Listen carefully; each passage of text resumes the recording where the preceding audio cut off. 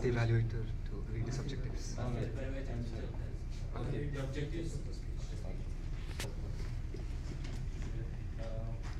Please distinguished Toastmaster Jolly, please read the objectives. He's doing the CC1.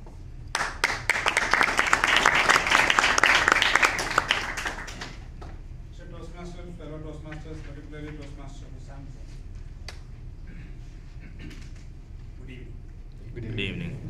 Toastmaster Hussam Zain is starting his first journey. And that journey has, assuming we have 10 steps, this is his first step. We call it icebreaker. The objectives are as follows. To begin speaking before an audience. And 2, to discover speaking skills you already have and skills that need some attention. Time 4 to 6 minutes. Toastmaster Hussam Zain, wish you all the best. Over to you.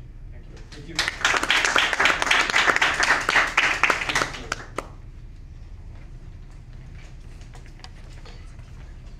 Assalamu alaikum. Good evening and aloha. Aloha. I want to ask you all a question. How much does a polar bear weigh?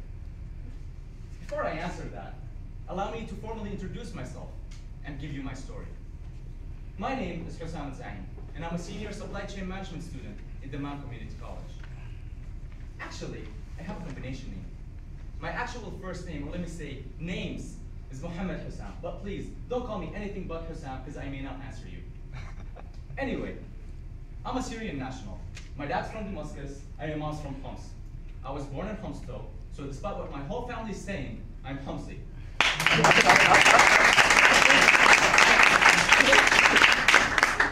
Unfortunately, I didn't see much of Syria since we moved to Saudi Arabia when I was 3 years old.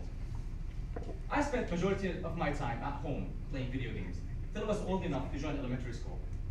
I went to an Arabic elementary school with the name of Aqba bin Nafi'. And to be honest, the best part about that school is the fact that it was right across the street from a Shalal Pastries. That school did not have a lot of studying involved, and I had a lot of time on my hand when I get home to just play video games. Fast forward till the summer after grade 6. I was playing Club Penguins when my dad called me to the living room and sat me down, looked me dead in the eyes and said, Hussam, education in your school was a joke. And I'm thinking of shifting you to another school, New World International School. And the second I heard the name of that school, I grew happy. Why? Because I knew that a good friend of mine attended that school, and all I can think about is how he and I are going to be playing during recess. So, disregarding all aspects of my decision, I said yes. My dad knew that I didn't know what I'm talking about, so he asked me again and said, Hussam, that school's not going to be easy. It's going to take you a lot of time to adapt, and there's going to be a lot of studying involved. Once you register, there's no going back. Are you sure?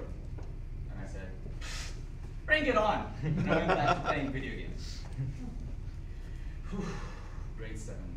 What can I tell you about grade 7? Let me say that it was completely horrible. I was put into an English environment, which was completely different from the one I was used to. I remember that it took me 3 whole days to come up with a way of asking the teacher to let me use the restroom.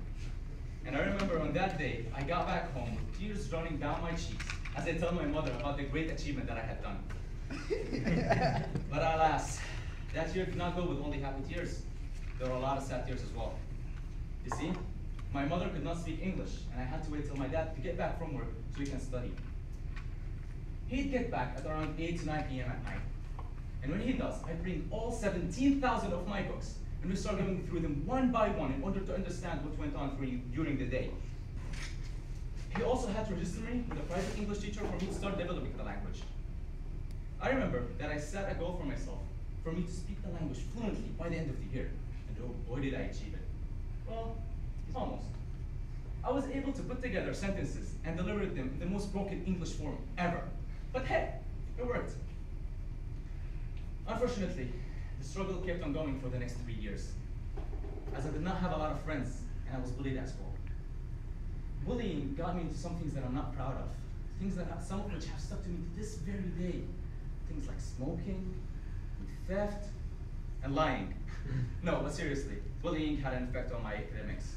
I remember getting a D grade in my final report card of one of those 3 years. I just did not want to study. But that had caused a major breakdown when I received my IGCSE report card after grade 10. I was devastated, and I wanted to change things around. So I spoke to my dad, and we decided that I'm going to shift schools. Next year comes up, and I go to Manarat International School. The second I stepped foot into that school, I wanted to change everything.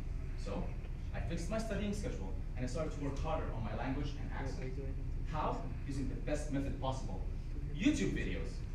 No, not the ones that actually teach you English, but of video game playthroughs and general sketches.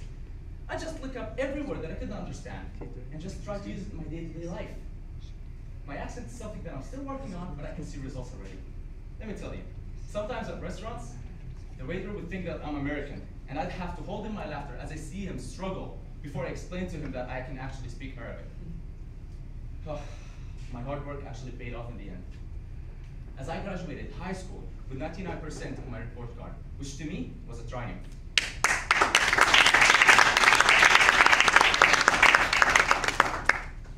During my life as a young adult, I have met many people that had influenced me directly or indirectly.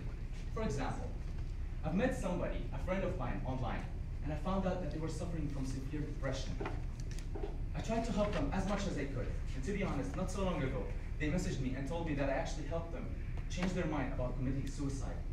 That hit me hard, and I took a vow to myself right then and there that I'm going to try and help every single person I can get to get them out of that devilish state of mind.